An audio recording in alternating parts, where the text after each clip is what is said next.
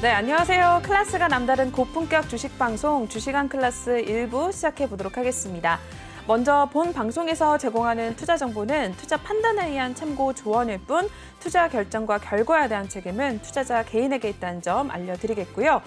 그리고 최근에 저희 전문가님들을 사칭하는 피해 사례들이 늘어나고 있습니다. 저희는 1:1 유사 수신행위나 금전거래 등 일부 불법 행위는 엄중하게 금지를 하고 있다는 점도 알려드리겠습니다. 네, 그럼 본격적으로 시작해 보면서 일단 금요일 우리 국내 시장 마감 동향부터 먼저 짚고 넘어가 보도록 하겠습니다. 네, 오늘 우리 시장 같은 경우는 외국인과 기관의 동반 매도에 다시 한번 코스피 3주 만에 2,600선 아래로 내려간 모습이었습니다. 먼저 코스피 지수 1.13% 빠지면서 2,595포인트 선 마무리가 됐고요. 코스닥 역시 0.83% 밀려나면서 869포인트 선에 마무리가 됐습니다. 이어서 수급 동향 살펴보도록 하시죠. 네, 오늘 기관과 외국인이 말씀드렸던 것처럼 또 모두 팔고 나가는 모습이었는데요. 기관은 2,814억 원대 물량 덜어냈고요. 외국인 역시 8,513억 원대 매도 포지션을 취했던 하루였습니다. 반면에 개인만이 또 홀로 지지를 해줬던 하루였는데 1조 원 넘게 사들이는 모습이 나타났습니다. 이어서 코스닥으로 넘어가 보도록 하시죠. 네, 코스닥도 같은 상황이었습니다. 기관과 외국인의 동반 매도가 나왔는데요. 기관은 220억 원, 그리고 외국인은 494억 원대 물량 덜어냈고요. 반면에 개인은 699억 원 물량 담아냈던 하루였습니다. 네, 이렇게 해서 마감 동향 먼저 짚어보셨고요. 저희 금요일 오늘 함께해 주실 전문가님 화면을 통해서 먼저 만나보도록 하겠습니다.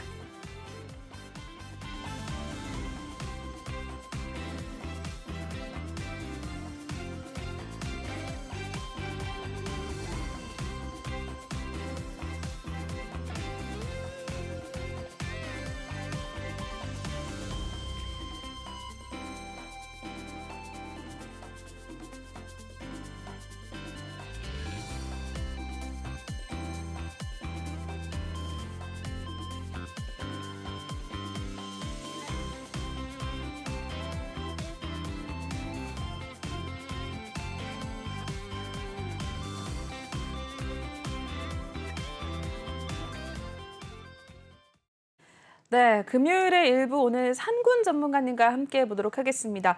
오랜만에 나오셨다고 하는데요. 저는 오늘 처음으로 좀 뵙는 것 같습니다. 인사부터 먼저 나누도록 할게요.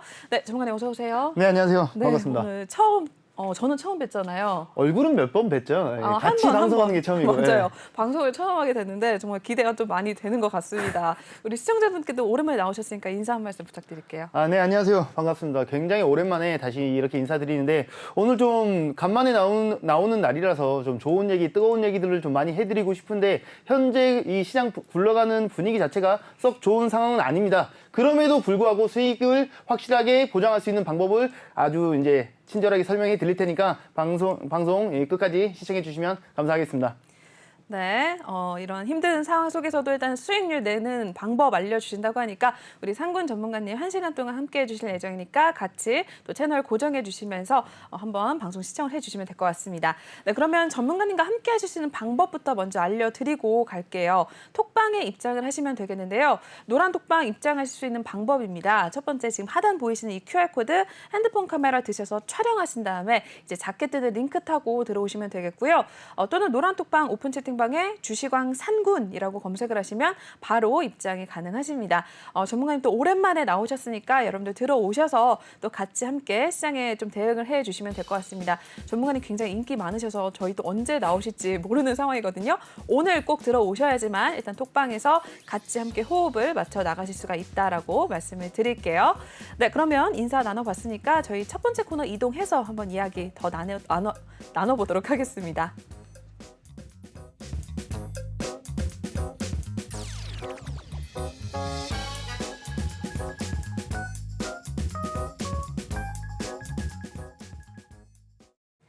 네, 주식왕 한 줄 평 시간입니다. 오늘 시장에 대한 이야기 또 전문가님과 함께 나눠볼 텐데요. 먼저 한 줄 평 화면을 통해 만나보도록 하시죠.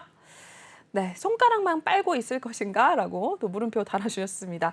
손가락만 빨고 있을 것인가? 좀 예상이 안 되는데 어떤 의미인가요? 전혀 예상이 안 되나요? 네, 일단 지금 현재 주식시장이 너무 안 좋으니까. 그러니까 안 좋으니까 지금 되도록이면 좀 자제해야 돼 이런 얘기인데 그렇다고 해서 손가락만 빨고 있을 거야? 그러면 그렇군요. 이렇게 안 좋은 시장 속에서 어떻게 대응을 해야 되는가에 대한 얘기를 좀 해보려고 합니다. 네. 일단 우리 국내 시장부터 간략하게 먼저 보자면 오늘 개파락 출발해가지고 좀 이제 위아래 이제 변동성을 보이긴 했으나 전혀 회복하지 못하는 모습을 보였습니다. 뭐 물론 이제 결과론적으로는 이제 도지로 마감하는 모습을 보이긴 했으나 이 상황에서 과연 시장 좋다 드디어 이제 매수세가 들어올 때다라고 시원하게 말할 수 있을까요? 없어요.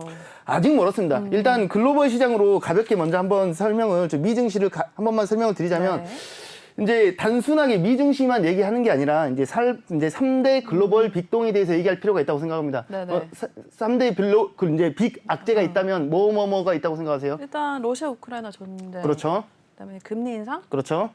하나는 뭐죠? 원래는 세 번째가 이제 중국 봉쇄령이었었죠. 중국 봉쇄. 중국 봉쇄령을 먼저 가볍게 얘기를 하자면 네네. 불과 이제 한 일주일 전이나 2주일 전에 이제 봉쇄령을 해제한다. 맞아. 그러면서 다시 이제 경기 부흥 기대감이 잠깐 돌았었지만 그마저도 굉장히 이제 부정적인 의견이 많았습니다. 왜냐하면 지금 현 시점에 제로 코로나 정책을 유지하는 나라가 어디가 있다고 생각하세요? 그러게요. 중국밖에 없죠. 중국이나 뭐 예. 러시아 뭐 이런 게밖에 없겠네요. 근데 러시아도 이 정도까지 강력하게 그렇죠, 제로 그렇죠. 코로나 정책을 고수하진 않아요. 근데 중국에서는 여전히 제로 코로나 정책을 고수하면서 이제 글로벌 기업들이 많이 공장이라든가 많이 이제 투자 유치를 많이 했었었는데 현재 시점에도 그렇게 생각할까요? 아니겠죠? 왜 아니죠? 오늘인가 어제도 그런 얘기가 나왔죠. 다시 재봉쇄한다. 진짜요? 네. 지금 뭐 그것까지 물론 못 봤네요. 전체 재봉쇄는 아닌데 일부 지역 일부죠. 다시 이제 봉쇄를 한다 이런 얘기가 나왔는데 원래는 이 봉쇄령이 해제가 되면은 다시 이제 중국을 통해서 뭐 무역이라든가 그렇겠죠. 이런 공장 투자 유치 이런 게 활성화가 되면서 글로벌 3대 빅악재 중에 하나라도 해소가 된다면 그래도 단기적으로라도 급등세가 나올 수 있을 것이다라는 기대감이 컸는데 현재 시점에서는 어림없는 꼴이죠. 예. 왜냐하면 또 다시 봉쇄령 하는 거 아니야? 이런 이제 움찔움찔 상황이었는데 불과 얼마 안 돼가지고 바로 다시 이제 일부 지역 봉쇄령이 이제 나오면서 이제 투자하는 기업들이 과연 중국에 지속적으로 투자를 하는 것이 맞는가에 대한 이렇게 이제 불안 심리가 더 커지는 거죠. 근데 이 상황에서 과연 중국 정부에서 이 스탠스를 바로 바꿀 수 있을까요? 못 바꿉니다. 그렇죠. 왜냐하면 여태까지 시진핑 정부에서 밀어붙였던 정책이 제로 코로나 정책이었는데 결국은 이거를 뒤집어 엎으려면 우리가 잘못 생각했구나를 인정을 해야 되는데 과연 인정하기 쉬운 정부인가요? 안 하겠죠. 당연히 쉽지 않죠. 시진핑이. 지금 봅시다. 그리고 두 번째 글로벌 빅악재로 이제 러시아 우크라이나 관련해가지고 해소된 거 혹시 하나라도 있나요? 아무것도 없지 않나요 지금? 뭐 물론 러시아에서는 그런 냄새는 풍기죠. 야, 니네가 우리 적당히 괴롭히면 우리 이제 다시 곡물도 풀 거고 이제 뭐 오일도 원자재도 다시 이렇게 팔 거야라고 했지만 말로만 그러고 맞아. 오히려 그 지금 이제 나토 가입한다는 그런 나라들이 있으면 니네한테 안 팔아. 다시 잠가 버리죠. 맞아. 이게 계속 반복되고 있으니까 시장에서는 이 오일 값이 지금 어디까지 올랐죠?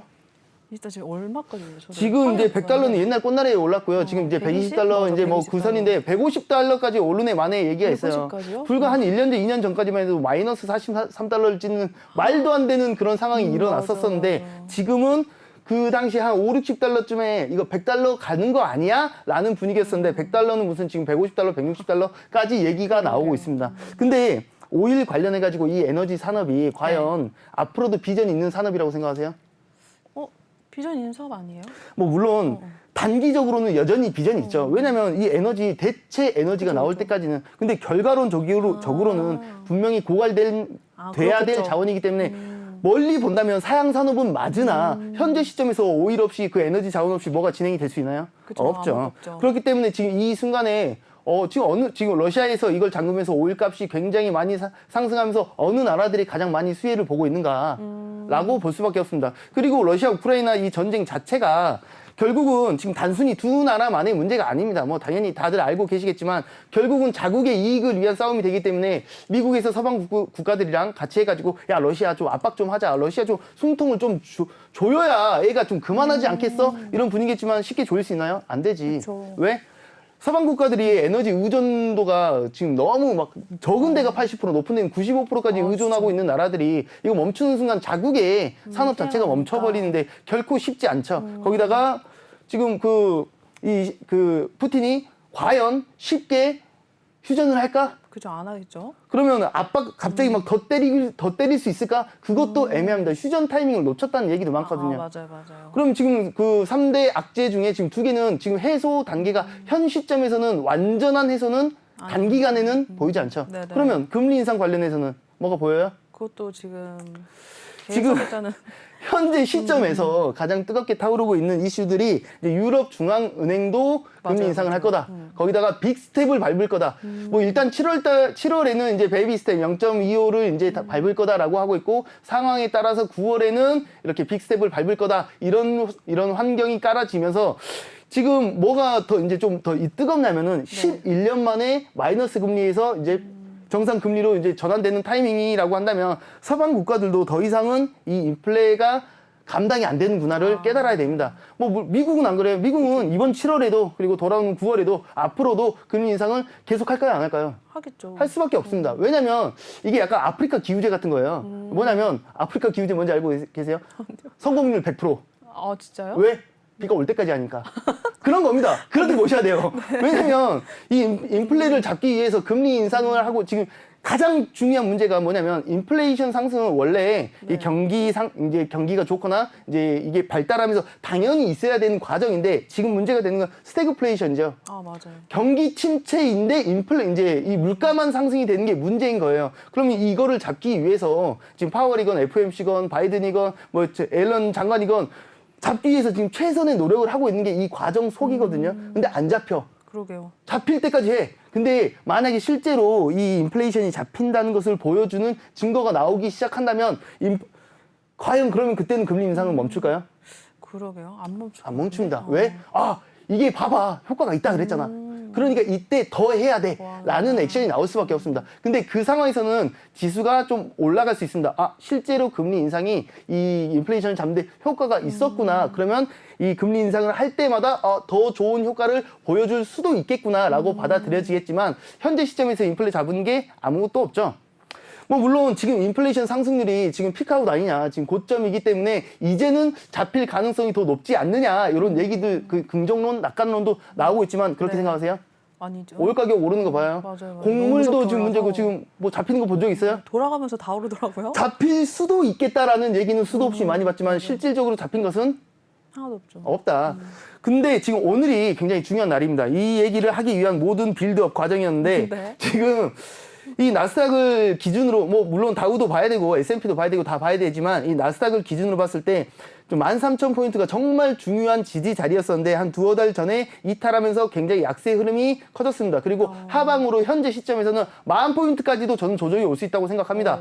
근데 지금 이렇게 한 2주간에 걸쳐서 이 12,500에서 13,000 부근에 작은 박스를 형성한 해 만회를 했는데 21일평을 전 거래일에 어제죠. 전 거래일에 이탈까지 해버리면서 약세 추이를 보이고 있습니다. 근데 오늘 밤에 무슨 경제 지표 발표가 있죠? CPI 그거 있죠. CPI 발표가 있죠. 소비자 물가 지수 발표가 있는데 이 지표가 뭐 다른 모든 지표도 중요하죠. 근데 그 중에서도 이 지표가 더 왜 예의주시해야 되는가라고 하냐면 인플레이션을 실제적으로 잡히고 있는가 아닌가를 보여주는 좀 인플레이션의 직접적인 영향이 높은 지표이기 때문에 오늘이 굉장히 이 중요한 날인데 거기다가 21일평에 딱 지수가 걸쳐 있습니다.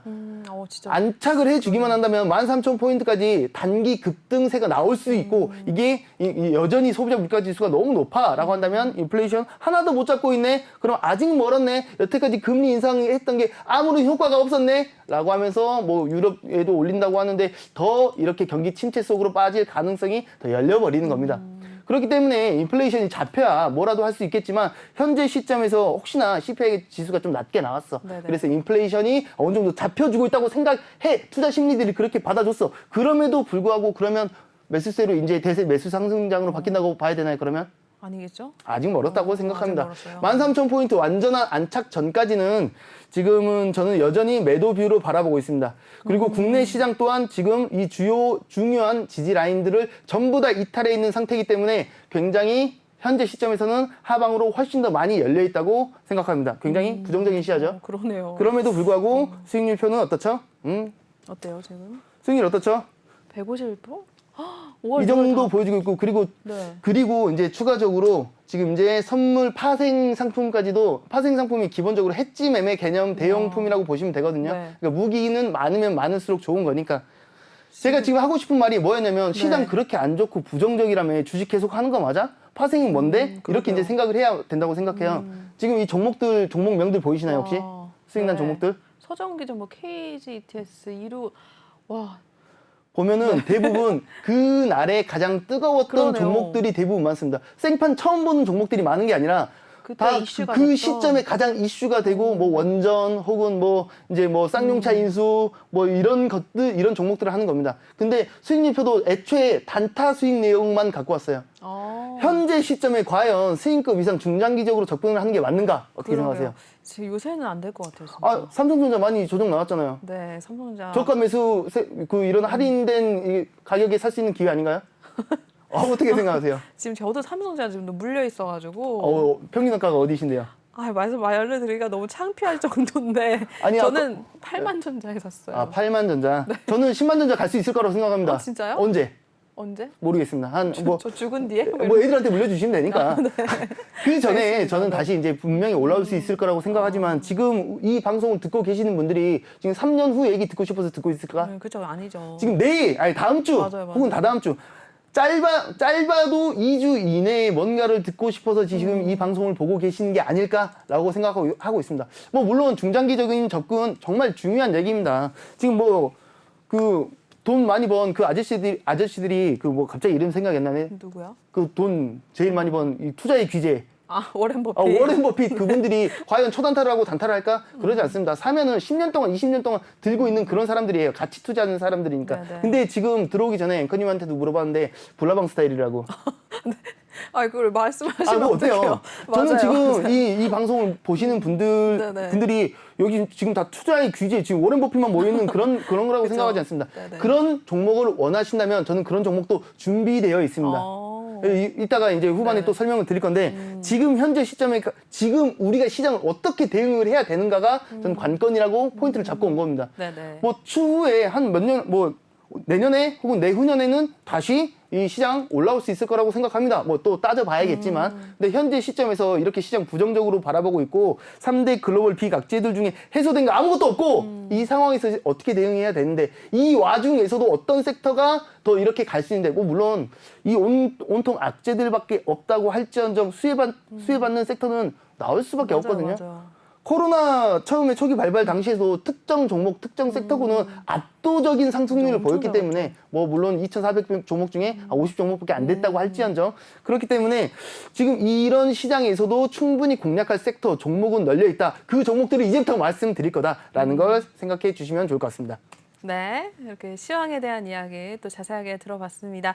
정말 빠져들어서 설명을 들었던 것 같아요. 일단은 여러분들도 어떠셨는지 모르겠는데 좀 시장을 참고를 좀 하시면 될 것 같습니다. 그리고 이러한 시장 상황 속에서도 전문가님은 또 그날의 이슈가 되는 종목들 들어가셔서 또 수익을 내고 나오시고 지금 보니까 150% 넘는 수익률을 또 5월달, 6월달 내셨더라고요. 그러니까 여러분들도 톡방에 들어오시면 이런 전문가님의 열정적인 설명을 톡방에서는 또 같이 함께 하시면서 들을 수가 있고 시장을 좀 대응을 하실 수가 있을 것 같습니다.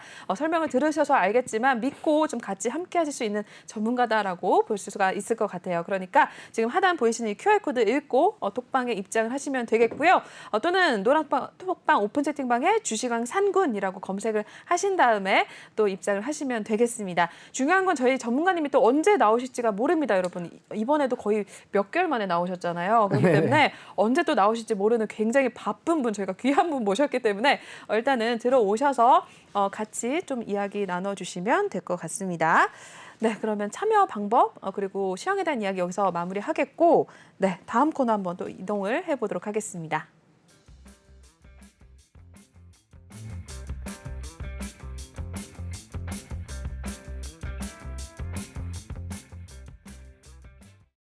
네, 이번에는 저희 종목에 대한 이야기 한번 나눠보는 시간 또 갖도록 하겠습니다. 종목 클래스 코너 시작해 볼 텐데요. 첫 번째 종목부터 한번 살펴보도록 하시죠. 네, 첫 번째 종목 모트렉스입니다. 오늘 이 섹터도 굉장히 또 잘 가는 모습을 나타냈죠. 자율주행 상용화 기대감에 또 상승을 나타냈습니다. 오늘 종가 상황 보고 전문가님과 이야기 나눠볼게요. 네, 모트렉스 오늘 상한가에서 마무리가 됐습니다. 29.75% 급등세 나타냈고요. 15,700원 선에 문을 닫고 나왔습니다. 오늘 자율주행 섹터도 굉장히 또 좋은 모습 나타냈는데 모트렉스 어떻게 보셨어요, 전문가님? 모트렉스보다 자율주행 섹터에 대한 먼저 얘기를 해야 된다고 생각해요. 저는 네네. 항상 모든 종목을 준비할 때 이 섹터부터 이 시향부터 섹터에서 그 산업군에서 종목으로 넘어가는 스타일이거든요. 네. 그러면 오늘 자율주행 섹터가 뜨거웠던 이유가 뭐죠? 현대자동차였나요? 거기서 이제 서울에서 시범 운행을 해가지고 뭘 시범 운행했죠? 자율주행을 자율주행 레벨 4를. 레벨 4를 그리고 이 시범 주행하면서 이게 상용화까지 기대감이 일었던 거죠. 기대감. 네. 네네. 상용화 될 거라고 생각하세요? 이제 되겠죠? 언제? 한 10년 뒤? 아니요.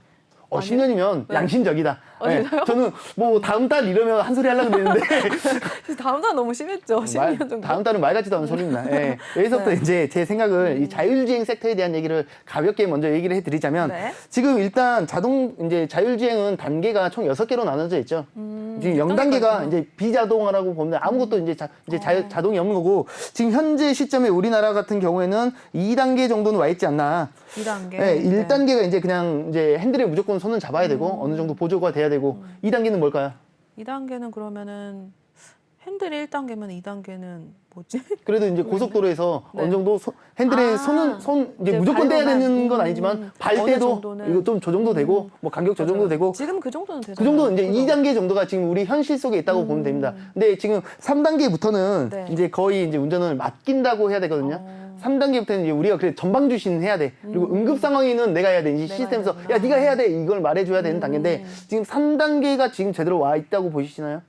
아직 그 정도까지 아닌 것 같아요. 근데 지금 4단계를 시범 운영하고 있거든요. 이게 지금 그러게요. 이 4단계를 가기 때문에 그럼 3단계는 금방 되겠네 라고 생각할 수도 있겠지만 현재 시점에서는 지금 저는 4단계 그러니까 4단계가 어느 정도냐면 이제 알아서 맡기는 겁니다. 운전석은 있어. 정말요? 거의 알아서 맡기는 거고 운전석은 있고 지금 이제 안전 관련까지도 알아서 하는 거예요. 5단계가 뭐냐면 마지막 단계가 뭐냐면 운전석이 필요 없는 겁니다. 핸들도 없고 이제 조작도 없어. 알아서 하는 걸 5단계라고 보면 되거든요. 현재 시점에서 우리는 2단계에 도달해 있고 이제 3단계를 안정화시키네 만에 이런 단계인데 지금 4단계를 이제 시범 운영하는 겁니다. 뭐 물론 모든 주가는 기대감에 상승하는 거니까 뭐 네. 기대감 받을 수 있겠지만 현재 시점에서 근데 기술력이 따라갈 수 있을까요? 괜찮지 않을까? 따라갈 것 같은데? 저도 그렇게 생각합니다. 네. 저는 이미 기술은 충분하다고 생각해요. 뭐 물론 이제 디테일은 잡아야겠지만 네. 사실 핸들 없는 운전석 없는 자동차 못 만들까요? 근데 모르겠네요. 만들 수는 참선이 있지. 힘드네. 도로에 못 나가지. 아니 기내 공장에서 만들어가지고 아니 로봇도 알아서 돌아다니는데 그쵸. 입력만 해가지고 네네. 목소리로 야 어디까지 가? 그럼 갈 수 있지. 그런 기술력은 충분히 있다고 생각합니다. 근데 그거를 과연 우리 실생활 속에 사용할 수 던질 수 있나? 있어? 라고 한다면 저는 4단계도 굉장히 먼 얘기라고 생각해요. 왜냐면 기술은 있어. 기술은 있는데 지금 그 도로에서 혹시나 사고가 나면 누구 책임이야? 그러게요. 그러니까 운전자 책임도 아니고. 법제화부터 시작해가지고 이 인프라 구축이 갈 길이 굉장히 멀었습니다. 네네. 그러니까 기술력이었고 지금 내연기관 자동차에서 전기 자동차로 수소 자동차로 넘어가는 이 모든 부분들은 결국 시대의 흐름상 필수 불가결한 내용이면은 그 누구도 동의할 수밖에 없습니다. 당연한 얘기예요. 언제 얼마나 걸릴 건데가 우리가 지금 예의주시해야 되는 관건인 거고. 근데 지금 우리가 3단계도 아직 제대로 이제 구축이 되지 못한 상황에서 4단계에 대한 이제 상용화 시범 운영을 한다. 지금 상용화까지는 가능성에 대한 얘기를 하는 거고 시범 운용을 한다라는 얘기가 나와서 기대감에 이렇게 뿜뿜한 거죠. 그러면 뭐 물론 어차피 기대감에 상승하는 거니까 직접적으로 상용화까지는 지금 앵커님도 네. 10년 정도는 걸리지 않을까요? 뭐 저도 사실 이 기간을 예측하기는 정말 쉽지 않다고 생각하지만 지금 이거 시범 운영했다고 막 지금 매출 상승 빵빵하고 이럴 상황이냐 이거죠. 그쵸. 그래서 그러면 지금 여태까지 한 얘기가 굉장히 니네 너무 섣부른 판단 아니야? 이렇게 볼 수 있잖아요. 네네. 그러면 이 관련된 종목들 사야 돼요? 말아야 돼요? 그러게. 어떻게 생각하세요? 사야 될 것 같아요, 그래도. 좀 봅시다. 지금 네. 일단 그 중에서도 모트렉스를 가지고 온 이유가 있는데 지금 이 뭐 자율주행 관련된 네. 종목들이 몇 개 정도 있다고 생각하세요? 그러게. 세보지 않았어. 저도 안 세봤습니다. 10개? 10개? 아니에요? 2, 300개가 넘어갈 겁니다. 아마 200 개? 관련된 종목이니까 관련된. 자율주행. 그쵸. 자율주행 직접 관련이 아니더라도 뭐 근데 이제 그 정도로 센서 많구나. 카메라부터 해가지고 부품 쪽으로 가면은 2, 300개도 넘어갈 가능성이 높습니다. 아주 쉬운 예로 들자면 네네. 코로나 관련주 뭔데요? 그렇죠. 뭐 마스크도 있을 대북 관련주 뭔데? 이런 식으로 가버려야 맞다고 생각해. 그쵸. 예전에는 이제 자율주행 관련된 종목들 하면은 한 뭐 10개, 20개 했지만 지금은 자율주행에서 어떤 부분 관련된 거, 뭐 카메라, 뭐 모듈, 센서, 뭐 이런 식으로 다 나눠져 버리기 때문에 세분화가 필요합니다. 그 중에서도 모트렉스를 가지고 온 이유는 네. 돈을 워낙에 잘 벌고 있었기 때문에. 오, 진짜요? 그리고 앞으로도 잘 벌 거고 무상증자도 하고 자사주 소각도 하고 그리고 가장 기대감이 지금 자율주행에 직접적인 연관이 가장 높은 종목들 중에 하나입니다. 그렇기 때문에 시세가 이렇게 강한 거였겠죠. 그러면 앞으로도 이렇게 시세 받을 수 있을까? 받을 수 있을 것 같은데? 저도 받을 수 있을 거라고 생각합니다. 네네네. 그러면 다음 주 월요일 돼가지고 네. 시초코로 바로 사야 돼요? 안 돼요. 왜요? 어떻게 될지 모르니까 사도 돼요? 오늘 너무 많이 상승해가지고. 오늘 상한가 친 거밖에 뭐 더 있어요? 그럼 살게요. 아니 사람 얘기가 아니라 사도 돼 아니야를 지금 따져봐야 된다고 네네. 한다면 알려주세요. 그러니까 앵커님 같으면 네. 어차피 저 불나방 같으면 불나방 써야 되잖아요. 하는데 무서워서 못 들어갈 것 같아요. 그래도. 그러니까 이런 기준 이게 단순하게 무서워서 못 들어간다 이런 기준이 아니라 네. 기준이 필요하다는 얘기입니다. 제가 종종 그런 얘기를 해요. 상한가 친 종목 해야 돼 말아야 돼. 지금 과열 뜬 종목들 해야 돼 말아야 돼. 이미 신고가 그러게요. 갱신한 종목들 해야 돼 말아야 돼. 그러게요. 하고 싶으면 하셔야 됩니다. 왜? 못하게 하면 병나 막 손 떨리고 그래가지고 나 하고 싶은데 못하게 한다고. 그리고 다음날 보니까 얘 또 연상 갔는데 쟤가 못하게 해가지고 못 갔다고. 맞아. 그럴 바에야 정신 건강을 위해서 하는 게 낫습니다. 네. 본인의 정신 건강을 위해서. 근데 물리면 더 정신 건강 나빠진다는 거 생각해 주셔야 되고 네. 그렇기 때문에 더더욱이 명확한 기준이라든가 이런 게 필요해요. 지금 애초에 상한가를 간 종목을 공략한다는 것 자체가 지금 이 상황에서 모트렉스를 단기 혹은 스윙, 중장기로 접근할 생각으로 지금 접근하는 거야?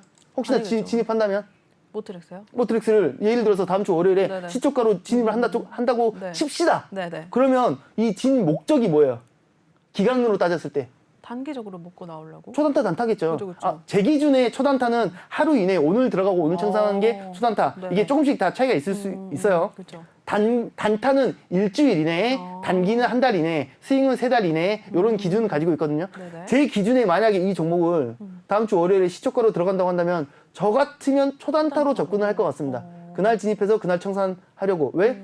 전거리 오늘 금요일에 상한가를 갔으니까 그만큼 시세가 좋았지만 변동폭도 굉장히 그렇죠. 클 수 있겠죠. 뭐 물론 연상 갈 수도 있겠지. 연상 가면 연상 간 대로 따라갈 거야? 뭐 따라갈 수도 있겠지. 근데 이거 한 달 보고 2달 보고 들어가는 게 맞아요? 아니죠. 이렇게 급등이 나왔으면 또 한번 급락이 급락이 나올 수 있겠죠.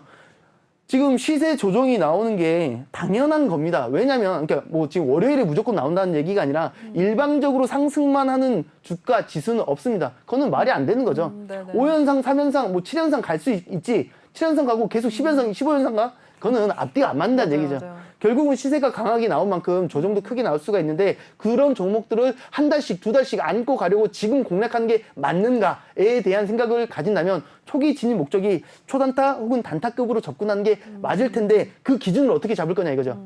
네네네. 뭐 물론 조금 전에 말씀해 주신 대로 월요일에도 좋은 흐름 보일 가능성이 굉장히 높은 종목입니다. 이 자율주행 바람이 과연 오늘 하루만 타오르고 말았을까? 그러게요. 자율주행 바람이 어디까지 이 수급, 이 수남매가 지금 강하게 들어왔잖아요. 네. 자율주행 섹터로. 네. 언제까지 이어질 거라고 생각하세요? 언제 다음 단계가 나올 때까지 또? 다음 단계 언제 나오는데? 언제까지요? 그러면 지금 한 3달, 4달 혹은 1년까지 바라보고 있는 거네. 그러면, 아니요. 그러면요. 그럼 언제까지라고 해야 되지? 지금 우리 3단계도 제대로 못 가는데 4단계 냄새 풍겼다고 지금 네. 이렇게 주목받은 거잖아요. 그쵸. 기대감 때문에. 네네. 이 기대감이 언제까지 이어질 것 같냐고요. 일주일 정도? 일주일 정도? 그 근거는? 모르겠어요. 그냥 찍어봤어요. 나쁘지 않습니다. 그래도 솔직하게 말씀해 주셔가지고 저는 사실 모르겠습니다. 근데 그럼에도 불구하고 기대할 수 더 이제 추가적인 상승이 나올 수 있는 가능성이 열려 있는 이유가 뭐냐면 현 시점에 어떤 섹터가 지금 우리 시장에서 주목을 받고 있는데 라고 따졌을 때 돈이 갈 데가 별로 없습니다. 그러게요. 지금 최근 일주일 아니 한 달 아니 한 2달까지 상한가 갔던 종목들 체크하다 보면은 시총 1,000억 넘는 종목들이 허다합니다. 맞아요. 시총 오히려 연상 가지고 가고 이래가지고 시총이 1,000억이 넘어가고 2,000억이 넘어가는 그런 엉덩이 가벼웠던 종목들이 허다해요. 왜? 돈이 갈 데가 없으니까. 지금 삼성전자 안 좋은 거 누가 몰라? 그렇죠. 좋은 거 다 알아. 역대급 실적 낸 거 다 알아. 근데 계속 떨어지고 있죠. 맞아요. 지금 갈 곳 없는 돈들이 어디로 쏠리겠느냐 이거죠. 뭐 해외로 빠져나갈 수도 있고 코인판으로 빠져나갈 수도 있겠지만 어쨌든 이 주식판에서 이 자체적으로 돌아가는 수급이 있단 말이죠.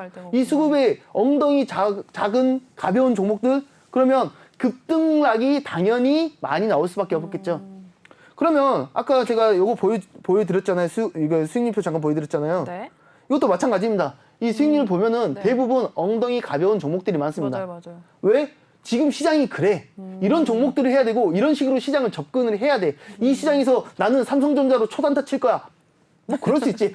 하지 말라는 법은 없으니까. 근데 과연 그게 정상적인 상식 테두리 안에 있는 접근법인가? 라고 생각했을 때 그거는 뭔가 접근법이 잘못됐고 초기 진입 목적이 잘못되지 않았는가에 대한 고민을 할 필요가 있다고 생각합니다. 네. 근데 그럼에도 불구하고 모트렉스를 가지고 왔다라는 얘기는 모트렉스 말고도 굉장히 좋은 종목들이 많아요. 기대하고 있는 종목들이 많은데 예를 들자면 제가 이제 좋아하는 종목들은 CIS라든가 뭐 에코캡이라든가 뭐 이제 피런티어 지금 제가 말했던 종목들이 다 제가 수익을 냈었던 종목들이고 제가 이 수익률표를 다시 한번 잠깐 보여드리자면 제 스타일이 어떤 스타일이냐면요.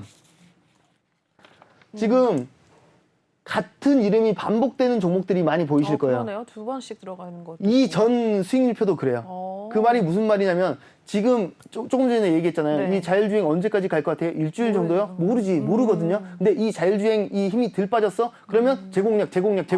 그렇게 들어가시군요. 뭐 물론 종종 그렇게 말씀하시는 분들이 있어요. 아니 그럼 여기서 갖고 있다가 그 바람 빠지기 전에 팔면 되잖아. 그거 어떻게 알아? 그거 아무도 모르는 거니까. 그쵸? 알면 하지. 맞아요. 근데 제가 자주 하는 얘기들 중에 그런 얘기를 많이 해요. 최저가를 잡은 사람들을 보고 최고가에서 청산한 사람들한테 뭐라 그래요? 보통? 뭐라 해야 잘했다 그래요? 잘했다 그러죠. 운이 좋았다 그럽니다. 운이 좋았다고. 괜히 무릎에서 사서 어깨에서 팔란 말이 있는 게 아닙니다. 정말 바닥 잡기 싫은 사람이 누가 있겠어요? 고점에서 팔기 싫은 사람이 누가 있겠어? 근데 실제로 그걸 실천한 사람이 있다고 한다면 이건 얻어 걸린 거지. 이건 그 누구를 데리고 와도 결코 알 수 없는 얘기이기 때문에 괜히 분석이 있는 게 아니에요. 그렇기 때문에 그런 기준들을 잡아주는 게 제가 아주 기가 막히다는 걸 다시 한번 어필하면서 넘어가겠습니다. 그리고 이제 모트렉스 요 얘기는 하고 싶었던 이유들 중에 하나가 이제 무상증자도 했고 추가적으로 이제 자사주 이제 매입도 하면서 이제 그 주당 가치를 올리기 위한 작업들이니까 지금 현재 기업 가치 자체가 그리고 운영진의 마인드 자체가 굉장히 이제 주주들을 대우하고 있는 그런 액션들을 많이 보여주고 있고 돈도 예전에도 잘 벌었고 지금도 잘 벌고 있고 앞으로도 기대감이 넘치는 종목은 맞다. 그거는 확실하다. 근데 오늘 상한가가 나왔네. 다음 주도 공략해도 돼? 사실 공략해도 된다고 생각하고 있습니다. 그럼에도 불구하고 급락세가 나올 가능성이 높기 때문에 그 기준을 명확히 잡아야 되는데 그 기준은 제가 노란 톡방에서 잡아드리겠다라는 얘기를 하면서 마무리하겠습니다. 네. 모트렉스 첫 번째 종목 클래스로 한번 살펴보셨습니다. 자율주행 섹터 굉장히 궁금했는데 또 잘 설명을 해주신 것 같아요. 여러분들도 궁금하셨을 텐데 역시나 이러한 종목들 어떻게 들어가야 되는지 좀 들어가고 싶으신 분들 궁금하신 분들은 톡방에서 알려주신다고 하니까 지금 이쪽 QR코드 읽고 입장을 해주시면 될 것 같습니다. 톡방 제가 또 들어가 보니까 많은 분들이 또 수익률표가 말해주는 상군 대표님이라고 이야기를 하고 계시네요. 수익률표가 또 어마어마하니까 여러분들도 들어오셔서 같이 이러한 수익률 좀 얻어가시면 될 것 같습니다. 이어서 다음 종목으로 또 넘어가 보도록 할게요. 다음 종목은 한화 에어로스페이스 살펴보겠습니다. 이제 누리호 2차 발사가 또 예정이 되어 있죠. 6월 15일 이제 확정이 됐다고 하는데 이와 관련한 종목들 또 움직임 한번 봐야 될 것 같습니다. 그중에서 한화 에어로스페이스 오늘 종가 상황 먼저 살펴볼게요. 네, 한화 에어로스페이스 오늘 0.17% 하락을 가져갔고요. 59,100원 선에 마무리가 됐습니다. 네, 누리호 발사 앞두고 있는데 이 종목 어떻게 보세요, 전문가님? 어떻게 보세요? 잘 갈 것 같아요. 저도 그렇게 생각합니다. 그리고 이 종목 같은 경우에는 앵커님은 모르실 수도 있겠지만 제 이제 시그니처 상징과도 같은 종목이거든요. 제가 아마도 여기 이 내외 경제에 처음 출연했을 때가 재작년쯤 됐었던 것 같은 재작년 그보다 더 됐으려나 뭐 그쯤 됐는데 제가 이 종목을 재작년 그러니까 2년 전까지라고 할 수는 없는데 1년 반쯤 전에 장기 종목으로 제안을 해드렸던 종목입니다. 애초에 일단 스타팅부터 한번 해볼게요. 이 종목이 뭐 하는 회사죠? 일단 기본적으로? 일단 우주 관련해서 좀 하고 있지 않나요, 최근엔? 그쵸. 근데 이 이제 그 테마 같은 걸 잡을 때 굉장히 뭐 어떤 특정 기업은 이 종목, 그러니까 특정 우리는 주사기만 만드는 회사야 라고 할 수 있는데 이 기업 같은 경우에는 관련된 섹터가 굉장히 많습니다. 뭐 방산 그런 방산 또 뭐 있지? 모르겠는데요, 방산 말고는? 방산, 우주항공, 그리고 UMA, UMA도 하는구나. 드론, 그리고 뭐 반도체, 위성 뭐 너무 이런 쪽까지 많이 다 연결이 돼 오. 있거든요. 그러니까 지금 이 재료들 이거 지금 제가 말을 하다 말았는데 네. 관련된 재료들 자체가 미래지향적이고 실제로 그러네요. 단순하게 그냥 연구 개발 투자만 하고 있는 게 아니라 이것들을 가지고 실질적으로 돈을 예전부터 잘 벌었고 지금도 잘 벌고 있고 앞으로도 많이 벌게 그려져 있는 그런 상황입니다. 지금 현재 시점에서 지금 이슈를 받고 있는 이유는 6월 네. 15일에 나로 이제 발사가 이제 결정이 났어요. 최종 확정이 나가지고 맞아요. 이제 또 기대감이 한 몇 달 전에 이제 요 시도했다가 마지막 단계에서 실패해가지고 다음날 또 조정이 맞아요. 나오고 그런 과정이 거치긴 했는데 저는 이 재료는 제가 이제 이 종목을 처음 장기 종목으로 제시했을 때가 26,600원에 처음 제시했었거든요. 오. 지금 1년 반, 장기 투자했으니까 네네네. 지금 이제 100% 넘어가는 건 당연한 거고. 와. 근데 지금 뭔 소리 하는 거야? 1년 반 전 얘기를 왜 해? 라고 네. 하면은 이 상황에서 설명을 드리는 겁니다. 네. 현재 시점에서 단타적으로 접근을 하시는 분이 있다고 한다면 6월 15일까지 기대감에 상승할 수 있잖아. 이번에는 성공할 수 있잖아. 그 기대감에 상승하는 게 주가니까 52주 신고가 돌파했습니다. 6만 원 오늘 돌파했었거든요. 네. 뭐 다시 조정이 나오긴 했지만 6월 15일 전에 나로 발표 전에 청산하시면 됩니다. 그러면 기대감에 상승하겠죠. 뭐 네네네. 물론 그 가기 전까지 월, 화, 수 동안에 어느 정도 조정세가 나올 수도 있지. 그것까지 감안함에도 불구하고 저는 6만 원 이상까지는 혹시나 이 나로가 실패한다고 하더라도 실패하기 전날까지는 기대감의 변동성을 보일 가능성이 굉장히 높다고 생각합니다. 네네. 지금 제가 얘기하는 얘기는 단타적으로 접근을 했을 때 그러면 단기 스윙급으로 접근을 해도 된다고 생각하거든요. 왜 네네. 그럴까요? 일단은 아까 말해주신 사업들이 되게 미래지향 많은데 직접적으로 제가 보통은 이게 언젠가는 되겠지. 뭐 전기차 언젠가는 되겠지. 그렇죠. 자율주행 언젠가는 되겠지. 그걸로 지금 현대차 들어가라고 하는 얘기 아니거든요. 네네. 지금 이 얘기는 직접적인 이슈 발표할 게 있으니까. 또 있어요? 지금 굉장히 재료가 많다 그랬잖아요. 네. 저는 처음에 이 종목을 재작년 11월에 제시했던 이유가 뭐였냐면 레드백이었습니다. 레드백 들어보셨어요? 못 들어봤어요. 뭐예요? 이제 신형 장갑차인데 호주가 이제 이쪽이 굉장히 까다롭고 빡세기로 좀 유명한 나라인데 이제 장갑차가 노후화되면서 이제 교체 작업을 해야 되는데 장갑차 만드는 나라들이 그래도 꽤 있죠. 어떤 나라들이 있을까요? 어디 모르겠네요. 뭐 영국이라든가 미국이라든가 영국이- 뭐 독일, 네네네. 한국 독일 뭐 맞아요. 이런 식으로 맞아요. 있는데 그 중에 가장 유명한 데는 결국 독일이죠. 그쵸. 독일인데 우리나라가 지금 자주포 같은 경우에는 세계 점유율이 50%가 넘어요. 우리나라 자주포가 제가 방산 쪽에 관심도 많긴 한데 실제로 가성비가 엄청납니다. 그러니까 뭐 성능만 따지고 보면은 독일 게 조금 더 좋을 수도 있는데 독일 거에 비해서 가격이 이제 50% 60% 수준이기 때문에 몰랐네요. 굉장히 점유율이 높을 수밖에 없습니다. 성능도 굉장히 좋고 실질적으로. 근데 이번에 이제 호주에서 이거를 재작년 뭐 중순부터 얘기가 나왔던 얘기예요. 우리 이제 장갑차 교체 시기가 됐는데 이거 최소 5조에서 10조짜리 사업이니까 달라들 사람 들어와봐 했는데 거기서 이제 뭐 6개 국가 기업들에서 이제 경합을 하다가 결과론적으로는 지금 독일의 링스랑 한국의 레드백이 지금 최종 경합에 놓여 있는 상태입니다. 그거를 딱 1년 보고 공략을 하자고 했었어요. 재작년 11월에. 왜냐면 재작년에 내년 하반기에는 최종 결정이 날 거다라고 했었거든요. 네네네. 근데 지금 이게 밀리고 밀리다가 올 중반 혹은 이제 하반기에 발표가 날 거다. 지금 원래는 7월에 나온다, 8월에는 나온다. 지금은 이제 9월에 발표를 한 해 만에 이러고 있는데 결국 주가가 상승한 이유는 기대감. 여기서 단기 스윙급으로 접근해도 된다는 얘기가 이거예요. 그러네요. 혹시나 나로우가 만약에 성공하면 당연히 좋은 흐름 보이겠죠. 올라가겠지만. 근데 나로우가 예를 들어 잘못됐어. 그러면 또 조정이 나오겠지. 그 타이밍에 레드백 기대감으로 공략을 해도 된다 이거죠. 그 공략 1차 목표가가 전 7만 원이에요. 그래서 제 노란 톡방에 들어온 지 오래되신 분들은 하나 에어로스페이스 이렇게 이미 나 60% 70% 수익 중인데 안 팔아요? 그럼 뭐라 그래요? 안 팔아! 1차 기다려. 목표가가 7만 원이니까. 와. 저는 나로우가 잘못된다고 할지언정 네. 안 팝니다. 어디까지? 7만 원까지. 원까지. 왜? 지금 이 레드백 사업에 기대감이 있으니까. 혹시나 레드백 수주를 실질적으로 갖고 와 버린다면 저는 2차 목표가는 12만 원입니다. 와. 왜? 단순하게 5조짜리 10조짜리 사업이라서가 아니에요. 네네.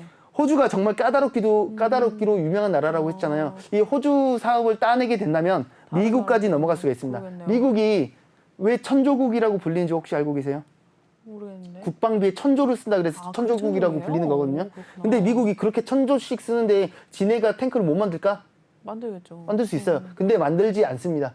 왜요? 왜? 가성비가 떨어지니까. 아, 걔네는 지금 이제 레이저 무기건 아니면 신형 무기건 네네. 우주항공 혹은 이제 비행기 쪽에 돈을 가장 많이 쏟고 있어요. 지금 탱크 만들려면 만들지. 근데 지금부터 시작하려면 차라리 사오는 게 훨씬 낫거든요. 비교할 수 없을 정도로. 만약에 우리나라도 안 팔고 막 독일도 안 팔고 아무데도 탱크를 안 팔아. 그러면 지네가 만들겠지. 근데 현 시점에서 미국은 만들지 않아요. 그러니까. 그러면 가장 잘 만들고 가성비 좋은 탱크가 뭘까? 현재 시점에서 독일이랑 한국인데 호주 저거를 수주하는 순간 미국도 그러겠네요. 교체 주기가 그럴 거시거든요. 수가 있구나. 그러면 미국 수주를 하게 되면 5조 10조짜리 사업일까요? 와, 그 더 하겠네요. 10배 막 이렇게. 미국까지 이걸 수주를 했다 쳐요. 서방 국가들도 이제 탱크 교체 주기가 가까워 오거든요. 그러면 지금 우리가 얘기한 게 단순하게 5조 10조가 아니라 50조 100조가 될 수가 있고 와. 탱크라는 것 자체가 이 장갑차라는 것 자체가 고부가가치 산업이기 때문에 관련된 장비 자동차 하나 만드는데도 관련된 부품 장비가 엄청나게 많잖아요. 그래서 이 사업을 따내는 순간 저는 제2의 삼성전자가 될 수도 있다. 뭐 물론 삼성전자랑 비교하면 안 되겠지만 그만큼 사업 가치 범위가 이 파이가 엄청나게 커져버릴 수밖에 없는 상황이라는 걸 얘기하고 싶어요. 더군다나 지금 러시아 우크라이나 전쟁하면서 이 방산에 대한 중요성이 사실 전쟁이 안 났어도 굉장히 높았습니다. 자국 뭐 전쟁을 하기 위함이 아니라 자국 수호를 위해서. 근데 러시아 우크라이나 사태를 보면서 지금 이런저런 얘기가 많이 나왔죠. 사실 국방력이 비교가 안 되는데 예상보다 우크라이나가 잘 그러니까 버텼고 버텨서. 러시아가 생각보다 노후 장비들 탱크 어디 버리고 가고 막 이런 게 많아가지고 그러면 더더욱이 성능 좋은 이런 이제 고품질의 이런 게 필요한데 우리나라가 이게 정말 따오기만 한다면 이 그러면 파이가 말도 안 대박이네, 되는 수준으로 되기 때문에 그러면 목표가 10만 원까지 바라보는데 근데 수주 못할 수도 있잖아. 그렇죠. 못할 수도 있기 때문에 기대감만으로 이 수주를 한 해 만에 그 기대감만으로 발표 직전까지 안고 있어도 된다. 그게 단기 스윙급으로 접근을 해도 된다. 이런 종목이 지금 시장 개판에다가 정말 부정적으로 보고 앞으로 더 빠질 것으로 보이는 매도뷰로 바라보이는 상황에서도 난 몰라 난 갈 건데 라고 할 수 있는 종목이다 라고 보고 있습니다. 네. 지금 저는 1년 반 전부터 이 종목을 그러게요. 얘기했는데 그럼에도 불구하고 이 종목은 지금 도시항공 모빌리티도 연관이 있어요. 예. 향후 비전이 굉장히 열려있어. 그러네요. 그래가지고 제가 이 사진을 항상 저희 노란톡방에서는 네. 항상 가장 인기가 많은 짤이죠. 이게 뭐 우리 김승현 김 회장님을 회장님. 제가 이제 아빠라고 부르고 있습니다. 예, 야구 배트 사업을 했었어야 했는데 그건 안 하시는데 뭐 어쨌든 그래서 이 짤을 많이 올리면서 저희 노란톡방에서도 아빠 힘내세요. 아빠 힘내세요. 나 탱크 한 대만 줘 막 이러고 있는데 네네. 뭐 이 종목 같은 경우에는 제가 정말 제 시그니처 종목이라고 할 수 있을 만큼 강력하게 어필하는 종목이고 향후에도 지금 오늘 신고가를 이제 52주 신고가를 갱신하긴 했지만 저는 아직 청산할 생각이 1도 없고 만약에 지금 방송을 보는 분이라고 하더라도 지금 단타적으로도 단기적으로도 장기적으로도 다 공략이 가능한 그런 정말 최애 종목을 저는 방송에서 얘기하고 있다라는 걸 네. 기억해 주시기 바랍니다. 근데 그럼에도 불구하고 이 자리에서 들어가는 게 부담스러울 수 있어요. 야, 너는 22,600원이 들어가는데 지금 나는 6만 원이 들어가라고 이럴 수 있잖아요. 네네네. 그렇다고 한다면 어느 타점을 잡는 게 정말 도움이 될지 초기 목적 그쵸. 진입 사유에 따라서 그 타점까지 다시 잡아드리도록 하겠습니다. 어디에서요? 톡방에서만. 안내 한번 해주세요. 네. 저희 노란 톡방에서만 이렇게 타점을 잡아드릴 예정입니다. 지금 들어보니까 저도 일단은 관심이 가서 들어갈 예정인데 일단 여러분들도 이쪽 톡방에 들어오셔서 이런 진입 라인 이런 거 상군 전문가님께 한번 여쭤보시면 될 것 같아요. 저희 시간이 얼마 안 남았기 때문에 지금 들어오셔야 됩니다, 여러분. 지금 안 들어오시면 톡방 저희 방송 끝나면 바로 비밀번호 걸어놓기 때문에 들어오실 수가 없습니다. 전문가님 또 바쁘셔서 언제 나오실지 몰라요, 여러분. 지금 바로 들어오셔서 한화 에어로스페이스 진입 타점 한번 여쭤보시길 바랄게요. 네, 시간이 없기 때문에 빨리빨리 넘어가 보겠습니다. 예. 다음 종목 또 볼게요. 네, 어떤 종목일까요? 태웅로지스네요. 화물연대 파업도 관련해서 오늘 또 일단 하락을 가져갔네요. 일단은 마감 상황 살펴보겠습니다. 네, 태웅로지스 오늘 2.16% 빠지는 모습이 나와줬습니다. 7,240원대 마무리가 된 모습인데, 네. 화물연대 파업 이게 좀 장기화가 될 조짐이 보이고 있어서 조금 걱정이네요. 이 종목 어떻게 보세요? 사실 이 화물연대 파업에 대해서 자료 준비를 제일 많이 했는데 지금 이 직접적으로 추천해드릴 종목은 이게 아니라서 네네. 이 방송에서 추천해드릴 종목은 이제 필살기 타이밍에 해야 돼가지고 네. 이 종목은 이제 간략하게만 네네. 얘기를 좀 하고 가겠습니다. 지금 이 화물연대가 이제 6월 7일부터 총파업을 시작해가지고 오늘이 4일차거든요. 근데 총파업을 시작한 게 7일이고 그 전에 2일부터 이제 교섭은 하기 시작했어요. 근데 여기서 이제 중요한 게 지금 이걸로 미리 가지고 오긴 했는데 네. 간략하게만 말씀드리자면 여기서 직접적으로 요구하는 게 뭔가 안전 운임 일몰제를 폐지하라. 그리고 전 차종 전 품목으로 확대하라 이런 얘기입니다. 이렇게만 하면은 이 관련된 업종 사람들이라거나 직접적으로 연관된 사람들은 네. 바로 알아먹겠지만 사실 이거 무슨 얘기인지 바로 이해되세요? 그죠? 아니 모르는데. 직접적으로 여기서 뭘 바라고 있는지 그렇죠. 모르죠. 이게 무슨 내용이냐면 쉽게 네. 말하면 지금 이런 거예요. 이제 최저임금 같은 겁니다. 원래 이게 없었을 때는 이제 그 발주를 하는 쪽에서 야 어디서부터 어디까지 예를 들어서 부산에서 서울까지 몇 시까지 꼭 갖다 줘. 이거 화물 무게가 오버하더라도 돈 더 줄 테니까 갖고 와. 그렇게 되니까 과적을 하고 과속을 하고 이제 돈을 벌기 위해서 이제 무리하게 되고 졸음운전을 하게 되고 이렇기 때문에 최소한의 이거 안전을 보장하기 위해서 최저임금제 같은 걸 하는 거예요. 그래서 예를 들어서 이 컨테이너 기준으로 해가지고 부산에서 서울을 왕복하게 된다면 현재 지금 네네. 이 예시에서요.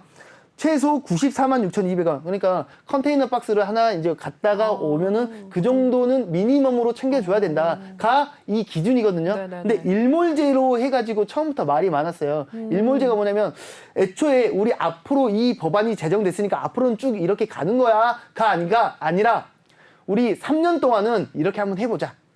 그러면서 지금 이미 올해가 3년 차거든요. 올 말에는 이게 없어지는 거야. 이게 뭐야? 우리 잠깐 맛배기만 보여주고 또 개고생 시키려고 좀 이런 상황이 된 거예요. 근데 애초에 이게 좀 문제라고 보면 문제라고 볼 수 있고 이게 입장에 따라서 좀 다를 수 있는데 네네. 이게 이 범위가 여기 보면은 이 전차정 전 품목으로 확대하라라고 얘기하는 게 컨테이너랑 시멘트 관련된 쪽만 해당이 됐었던 거예요.